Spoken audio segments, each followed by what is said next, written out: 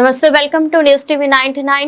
రంగారెడ్డి జిల్లా మంచాల మండలం ఆర్టీసీ కార్మికుల సమస్యలు పరిష్కరించాలని డిమాండ్ చేస్తూ ప్రజా సంఘాల అధ్యక్షుడు గంబాలపల్లి భాస్కర్ ఆధ్వర్యంలో ఆరుంట్ల గ్రామంలోని ఆర్టీసీ కార్మికులకు మద్దతు ప్రకటించి అంబేద్కర్ విగ్రహానికి పూలమాలలు వేసి నివాళులర్పించి ఆత్మహత్యకు పాల్పడిన ఆర్టీసీ కార్మికుడు డ్రైవర్ శంకర్ గౌడ్ మృతికి సంతాపం వ్యక్తం చేస్తూ మౌనం పాటించి నిరసన వ్యక్తం చేశారు. అందరికీ నమస్కారం. ఈరోజు ఆరుట్ల గ్రామంలో ఆర్టీసీ కార్మికుల తరఫున మద్దతు తెలపడానికి వచ్చినటువంటి వివిధ పార్టీల నాయకులకు, గ్రామ పెద్దలకు, యువకులకు, ప్రజాప్రతినిధులకు మరియు అదేవిధంగా తెలంగాణ ప్రాంత ఉపాధ్యాయ సంఘం తరఫున నేను కూడా మద్దతు తెలపడం జరిగింది. ఉద్యోగాలు, ఉపాధ్యాయులు మరియు కార్మికులు సంతోషంగా సుఖంగా ఉన్నప్పుడే రాష్ట్రం కానీ, దేశం కానీ, ప్రజలు కానీ సంతోషంగా ఉంటారని ఈ సందర్భంగా తెలియజేస్తున్నాను. ఒక వ్యక్తికి కారు ఉంటే ఆ కుటుంబ సభ్యులే వెళ్తారు, ఒక బైక్ ఉంటే ఒక ఇద్దరు మాత్రమే ప్రయాణం చేస్తారు.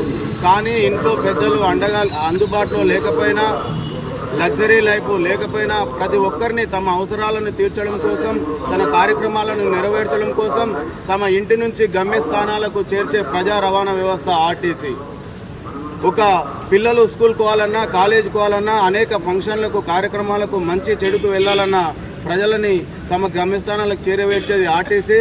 ఆర్టీసీ కార్మికులు తెలంగాణ ఉద్యమం సమయంలో కూడా సకల జనుల సమ్మెలో పాల్గొని తెలంగాణ రాష్ట్రం కోసం, ఆ తర్వాత ప్రజాపాలన ప్రభుత్వం కోసం కూడా ఎంతో కృషి చేసినటువంటి ఆర్టీసీ కార్మికుల సేవలను మరియు వారి సమస్యలను దృష్టిలో పెట్టుకొని ప్రస్తుతం చెప్తున్న ప్రభుత్వం ఏదైనా మంచి నిర్ణయం తీసుకునే ముందు ఆలస్యం చేయకుండా కార్మికుల అవసరాలను దృష్టిలో పెట్టుకుని వాళ్ళు కోరుకునే కోరికలు గొంతమ్మ కోరికలు ఏం కాదు. వాళ్ళ జీవిత కాలంలో 30 నుంచి 40 సంవత్సరాలు సేవ చేస్తే చివరకు 40,000 జీతం కూడా రానటువంటి పరిస్థితుల్లో ఆర్టీసీ కార్మికులు ఉన్నారు. కాబట్టి వాళ్ళందరికీ ప్రభుత్వం మానవతా దృక్పథంతో, ఒక మంచి దృక్పథంతో అనేక ఉచితాలు ఇస్తున్నారు. మేము ఇవ్వద్దు అంటలేం. ఫ్రీ బస్ ఇస్తున్నారు, ఫ్రీ కరెంట్ ఇస్తున్నారు, ఇంకా అనేక స్కీముల ద్వారా ప్రజలకు ఉచితంగా అందిస్తున్నారు. సంక్షేమం మంచిదే, కానీ పనిచేసే వాళ్ళ కష్టాన్ని కూడా గుర్తించండి. వాళ్ళు కూడా మన ప్రభుత్వంలో సభ్యులే కాబట్టి వారి కుటుంబాన్ని, వాళ్ళ పిల్లల్ని అభివృద్ధి చెందేలా, వాళ్ళ అవసరాలు తీర్చేలా ఈ మన రాష్ట్ర ముఖ్యమంత్రి గౌరవనీయులు రేవంత్ రెడ్డి గారికి సందర్భంగా విన్నవించుకుంటున్నాను.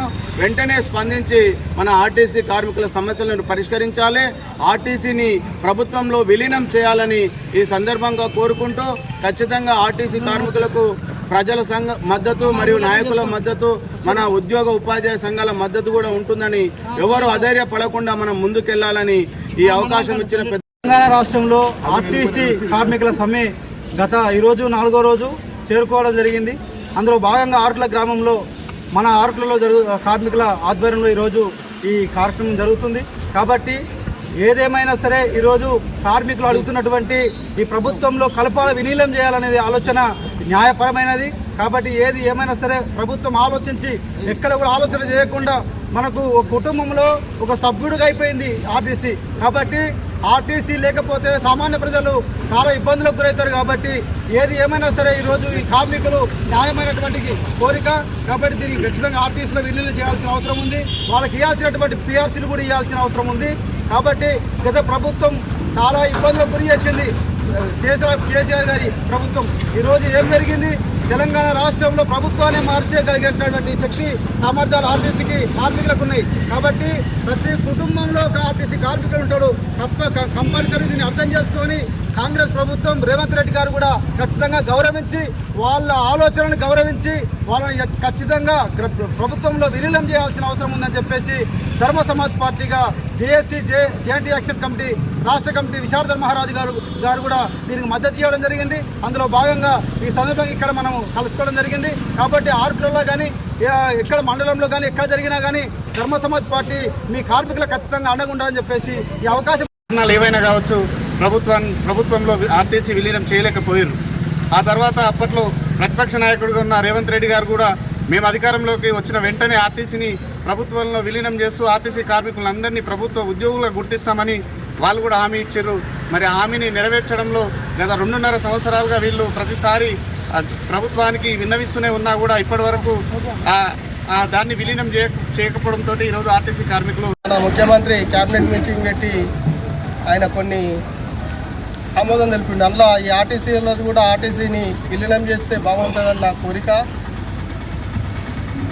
ఈ ఆర్టీసీలను పట్టించుకోకుండా వేరే ఇప్పుడు సొసైటీని ఆయన ఇనానిమస్గా వాళ్ళ పార్టీ కార్యకర్తలకు పోస్టులు ఇస్తూ ఆయన ఒకటి తీర్మానం ప్రవేశపెట్టి అది చేయకుండా మన ఆర్టీసీని విలీనం చేస్తే బాగుంటుందని నా ఉద్దేశపూర్వకంగా చెప్తున్నాం. మా పార్టీ రాష్ట్ర అధ్యక్షుడు కూడా ఆర్టీసీ కార్మికులకు పూర్తి మద్దతు తెలుపుతూ మా పార్టీ కూడా ఆర్టీసీ కార్మికులకు రాష్ట్ర వ్యాప్తంగా చేసినటువంటి న్యాయమైన డిమాండ్ల కోసము సమ్మె చేస్తున్న మాకు ఆరుట్ల గ్రామ వివిధ పార్టీల నాయకులు, వివిధ యువజన సంఘాల నాయకులకు ధన్యవాదాలు. మేము గత గవర్నమెంట్ కూడా ఈ విధంగానే ప్రతి కేసుకి అప్పుడు పిఆర్సీ అప్పుడు వాళ్ళే ఇచ్చేది ఒక టైం ఒక పీరియడ్ అని ఉంటుంది. ఆ పీరియడ్ దాటిన తర్వాత కూడా పిఆర్సీ చేయకపోతే మేము ధర్నాకు పిలిపిస్తాము ముందే, ఒక నెల 2 నెలల ముందు. అది కూడా వాళ్ళు స్పందించకపోతే మేము సమ్మె చేయడం జరుగుతుంది. ఇప్పుడున్న పరిస్థితుల్లో కూడా 40 రోజుల క్రితమే సమ్మె నోటీస్ ఇచ్చినాము, స్పందించకపోవడం వల్లనే మేము సమ్మెలకు దిగడం జరిగింది. దాంట్లో న్యాయమైన డిమాండ్లు పిఆర్సీ, ప్రభుత్వంలో విలీనం, అదేవిధంగా ఇప్పుడు ఈ ప్రైవేటు బస్సులు ఉన్నాయి. ప్రైవేటు బస్సులు గవర్నమెంట్ తీసుకుంటుంది ప్రైవేటు వాళ్ళ దగ్గర నుంచి. అందులో డ్రైవరు ప్రైవేటు, ఇంత పెద్ద సంస్థల ప్రైవేటు డ్రైవర్. ఆర్టీసీ కార్మికులందరికీ ఈ యొక్క ఆరుట్ల గ్రామం తరపు నుండి నా ఉదయపూర్వక ధన్యవాదాలు. అసలు సమస్య కార్మికుల సమస్య, ఆ సమస్యను తీర్చాలంటే ఇప్పుడున్న ప్రభుత్వం తీర్చాలి. వాళ్ళు ఏమైనా మినీ పోస్టుల కార్మికులను వాడుకుంటారు, ఓటు వేసుకుంటారు, గెలుస్తారు తప్ప అమలు చేయరు. ఆ న్యాయం గురించి కొట్లాడుతున్నారు, వాళ్ళ ప్రాణాలతో చెలగాటమాడుతారు. గతంలో ప్రభుత్వము సింగరేణిల బొగ్గు గనుల కార్మికులకు ప్రాణాలు పోతే ఎంత ఉద్యమం జరిగిందంటే ఆ ఉద్యమానికి ప్రభుత్వం దిగొచ్చి ఇప్పుడు ప్రతి కుటుంబానికి అలా చనిపోయినకి కొడుకు ఉద్యోగం ఇస్తుంది, డబల్ మొత్తం కంటిన్యూగా. అంటే వీళ్ళకు కూడా అంతే, కార్మికులకు కూడా ఆర్టీసీ కార్మికులకు కూడా తప్పకుండా ఇలాంటివి చేయాలి. ఇప్పటి కూడా ప్రభుత్వమే విలీనం చేయలేదంటే ఎంత దరిద్రమో చూడండి ఇప్పుడు వచ్చిన ప్రభుత్వాలు మొత్తం. కాబట్టి దయచేసి ఇప్పుడున్న ప్రభుత్వాలకు వినపం చేస్తున్నాం, కార్మికుల ప్రాణాలతో చెలగాటం ఆడొద్దు. ఆడితే సహించేదే లేదు, ప్రజలు కూడా తిరగబడతారు అని కోరుకుంటున్నాం. ఇట్టు ప్రజాగలం భూపాల్ సదామి సేవలు. అయితే ఈరోజు మన ఆర్టీసీ వాళ్ళ సమస్యల మీద మనందరం కూడా మద్దతు తెలపడం జరుగుతుంది. కాబట్టి మనం ఏంటంటే ఆర్టీసీ వాళ్ళకు ఉన్నది మనందరూ కూడా పెద్దలు చెప్పేది ఏంటంటే అత్యంతమైన పెద్ద కోరికలు ఏం కావు, వాళ్ళకు చేసిన కష్టానికి ఫలితం దక్కాలని చెప్పేసి నార్మల్ కోరికలే. కాబట్టి దాదాపుగా ప్రభుత్వం కూడా దాని మీద స్పందిస్తుంది, ఎలాంటి ఇబ్బంది లేకుండా ఆర్టీసీ వాళ్ళకు కూడా అన్ని రకాల సేవలు చేస్తూ ఉంటుంది. ఇంకోటి ఏంటంటే వీళ్ళు కోరుకునేది ఏంటంటే ఆ గవర్నమెంట్లో విలీనం చేయమని. ఇది ఇప్పుడు కాదు, గత 15 సంవత్సరాలు జరుగుతున్న చరిత్ర ఇది. వాళ్ళు కూడా ఇప్పుడు ఈ గవర్నమెంట్ వచ్చి కూడా దాదాపు ఛానల్ ఏం కాలేదు, 2.5 ఏళ్ళు అవుతుంది. కాబట్టి దీని మీద గవర్నమెంట్ కూడా స్పందిస్తుంది. కంపల్సరీ ఆర్టీసీ వాళ్ళకి అన్యాయం జరగకుండా న్యాయం చేస్తానని చెప్పేసి కోరుకుంటుంది. ఆర్టీసీ వాళ్ళు ఎక్కడ కూడా ఆధారపడకుండా ధైర్యంగానే ఉండి వాళ్ళు ఎక్కడ ప్రాణత్యాగం చేయకుండా ఈ ధర్నాలు చేసి వాళ్ళు ఏదో ప్రాణం కోల్పోతే వాళ్ళ కుటుంబానికి నష్టం. కాబట్టి ఆర్టీసీ వాళ్ళకి ఎంత నష్టమవుతుందో వాళ్ళ కష్టాలకు అన్నీ తెలుసు. ఎందుకంటే మనం కూడా ఎంతో చూస్తున్నాం కాబట్టి, మనం కూడా ఆ కుటుంబం నుంచి వచ్చినాం కాబట్టి ఆర్టీసీ వాళ్ళకు ఉన్న కష్టాలు మంచివే, నిజంగా కూడా చాలా ఇబ్బందికరమైన ఆ కష్టాలున్నాయి వాళ్ళకు. కానీ వాళ్ళకి మేలు చేయాలంటే సడన్ మనీ ఏది కాదు కాబట్టి కొద్దిగా గవర్నమెంట్ కూడా డిసైడ్ అవుతుంది. ఆ గవర్నమెంట్ కూడా మేము చేయను అని ఏమి వ్యతిరేకిస్తలేదు, అలాంటి ధర్నాలు చేసుకోవద్దంటలేదు, వాళ్ళకి ఏమైనా ఇబ్బందులు ఉంటే మేలు చేయనట్లేదు, అన్ని రకాల వసతులు కల్పిస్తానని అంటుంది. కాబట్టి కంపల్సరీ గవర్నమెంట్ కూడా మంచి మేలు చేస్తానని మేము అనుకుంటున్నాం. మా నుంచి కూడా ఎలాంటి సమస్య ఏమైనా ఆర్టీసీకి మేలు చేయాలని మా గ్రామాల నుంచి ఏదైతే ధర్నాలు పెడుతున్నామో అందరి తరఫున కూడా గవర్నమెంట్కు అందేలా లెటర్ పెట్టి మంచి మెసేజ్ పెడదామని చెప్పేసి మేము అనుకుంటున్నాం. గవర్నమెంట్ సహకారం చేస్తుందని అనుకుంటున్నాం. మేము చేయాలి, చేయకుంటే కూడా అందరి తరఫున చేయాలని చెప్పి కోరుకుంటున్నాం అందరికీ. ఎందుకంటే ఆర్టీసీ వాళ్ళు ఎంత ఇబ్బంది పడుతున్నారు అన్ని రకాల చూస్తున్నాం కాబట్టి వాళ్ళకి మేలు జరగాలని చెప్పేసి నా తరఫున కూడా నేను కోరుకుంటున్నాను. నాకు సంఘీభావంగా ఇచ్చేసినటువంటి గౌరవ మిత్రులందరికీ, ఆర్టీసీ కార్మికులందరికీ పేరు పేరున ప్రత్యేకమైన ధన్యవాదాలు తెలియజేసుకుంటూ, ఈ తెలంగాణ రాష్ట్రం రావడంలో కీలక పాత్ర పోషించినటువంటి మిత్రులు తెలంగాణ రాష్ట్ర వ్యాప్తంగా ఆర్టీసీ కార్మికులు. అలాంటి తెలంగాణ వచ్చిన తర్వాత ఈనాడు ఆర్టీసీ కార్మికుల యొక్క హక్కుల కోసం ఏదైతే నోటీస్ ఇచ్చిన తర్వాత ప్రభుత్వం ఎలాంటి చలనం లేకుండా మరి నిన్న మనోవేదనతోటి ఒక డ్రైవర్ కార్మికులు మరి పెట్రోల్ పోసుకొని చనిపోవడం జరిగింది. కనీసం ఎవ్వరు కూడా ఒక మంత్రి కానీ ఒక ఎమ్మెల్యే కానీ అక్కడ వెళ్ళి అతన్ని పరామర్శించని పరిస్థితి రాష్ట్రంలో ఉంది. మరి ముఖ్యంగా దయచేసి కార్మికులకు ఒకటే చెప్తా ఉన్నాం, మనం పోరాడాలి, సాధించుకోవాలి, కానీ మీ ప్రాణాలు దయచేసి తీసుకోవద్దని చెప్పి కూడా కార్మికులకు రిక్వెస్ట్ చేస్తూ ఉన్నాం. ఏదేమైనా మరి నిజమైన గత ప్రభుత్వంలో కేసీఆర్ గారు మరి అనేక చర్చలు జరిపిన తర్వాత కొన్ని రోజులు అప్పుడు కూడా సమ్మె చేయడం జరిగింది. మరి చివరి అంకంలో మరి 90% ప్రభుత్వంలో కలిపే విధంగా అన్ని కార్యక్రమాలు కూడా చేయడం, గవర్నర్ కూడా పంపించడం జరిగింది. అప్పుడే ప్రభుత్వం పోవడం, మరి కాంగ్రెస్ ప్రభుత్వం ఆనాడు రేవంత్ రెడ్డి గారు మరి తక్షణమే ప్రభుత్వం రాగానే ఆర్టీసీ సంస్థను ప్రభుత్వంలో కలుపుతా అని చెప్పడం, ఏది కావాలంటే నిజమైన హక్కులు ఇస్తా అని చెప్పడం, ఈరోజు కనీసం దాని గురించి మాట్లాడలేని పరిస్థితిలో ఈనాడు ఈ ప్రభుత్వం ఉంది. అదేవిధంగా ప్రభుత్వం అయితేనేమి, యజమాన్యం అయితేనేమి ఈనాడు కార్మికులను పట్టించుకోలేని పరిస్థితిలో ఈనాడు ప్రభుత్వం ఉంది. ప్రభుత్వం యొక్క మెడలు వంచైనా సరే మీ న్యాయమైన కోరికలు ఉన్నాయి కాబట్టి అందరం కూడా కలిసికట్టుగా పనిచేద్దాం.